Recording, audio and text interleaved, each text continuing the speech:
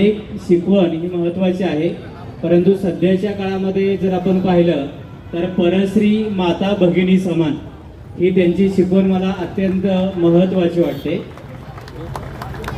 त्यानंतर आपण पाहतो की सध्या महिलांची मुलींची अवस्था काय आहे आणि या महाराष्ट्रामध्ये तो जो 17व्या शतकातला महाराष्ट्र होता त्या महाराष्ट्रामध्ये परस्त्रीकडे कोणाचीही वाकड्या नजरेने बघण्याची हिंमत नव्हती।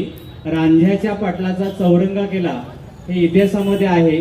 त्याचबरोबर त्यांची दुसरी शिकवण ही आत्ताच्या काळामध्ये अत्यंत गरजेची आहे, महत्त्वाची आहे की छत्रपती शिवाजी महाराज हे सर्व धर्म समभाव मानणारे होते, सहिष्णू वृत्तीचे होते।